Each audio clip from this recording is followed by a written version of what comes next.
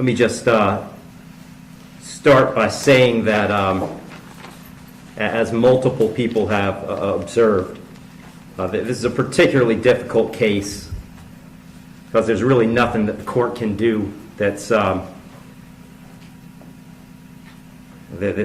capable of fixing the harm that has been caused to the victims in this case. So that being said, I've got to start with the law. I'm bound by the law, and the law gives me a guideline for how to analyze an appropriate sentence in this case. So I want to start with the Camacho case. It's really the first thing I need to address is whether or not the court's going to depart from the minimum in this case, which is 222 months or approximately 18 and a half years in the Florida State Prison as a minimum. The Camacho case, as Mr. Fitzgibbons pointed out and argued, lays out really a three-factor test. Is there a valid legal basis for departure? Is there competent substantial evidence that the facts support an application? Do the facts apply to the departure basis that is being asserted? To both of those questions, I answer those yes. There is a valid legal basis for departure, and there is competent substantial evidence that would support a departure. And really, I'd find that as to all of the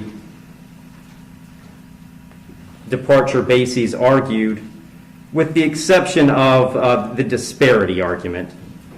I'll just comment on that one for a moment. The defendant has argued that an available basis for departure is the disparity between the guidelines and the sentence that Mr. Barano got.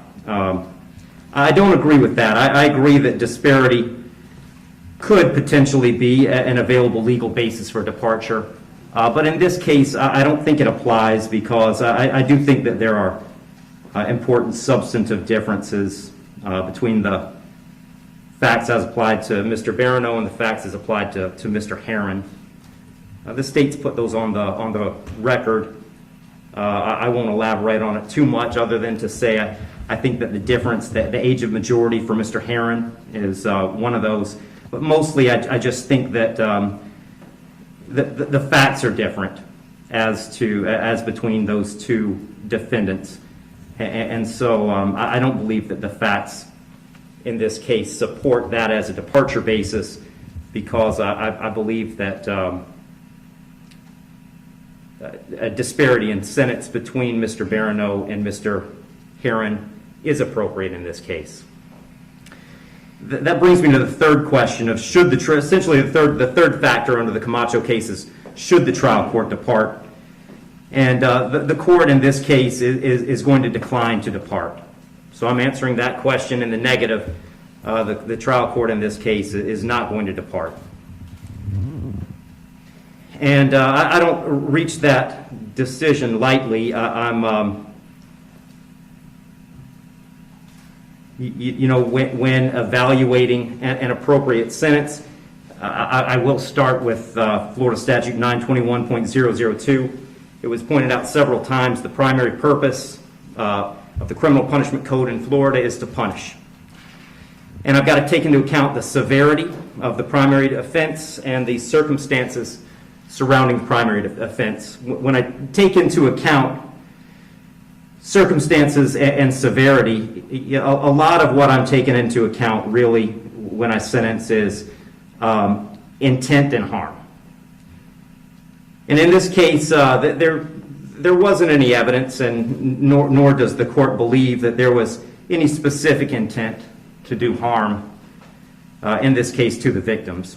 But there was intent to drive at an egregious speed, 102 miles an hour, regardless of the consequences and regardless of who that ended up harming.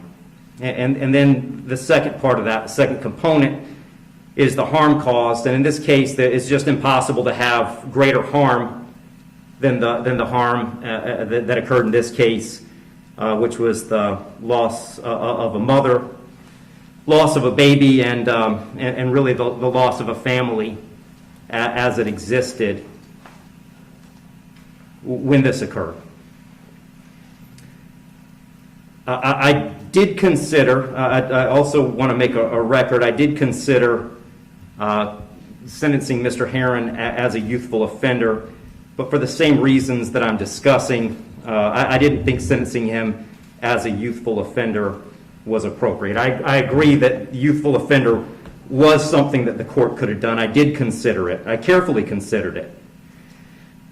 But the court just found that due to the serious nature of these offenses, the extreme nature of the conduct, and again, the level of harm, that a youthful offender sentence was not appropriate.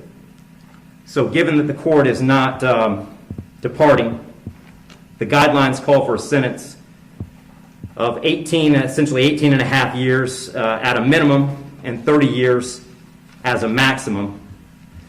And the court doesn't find that either the minimum or the maximum is appropriate in this case. I've said it several times, the serious nature of the offense, egregious nature of the conduct, and mostly the harm that's been caused prevent me from putting this as a bottom of the guidelines minimum case. But the departure bases argued by the defendant did provide some reason not to put it at the top of the maximum. And specifically, the court did take into account that the defendant's 18, certainly responsible for his actions, and he's being held accountable for his actions.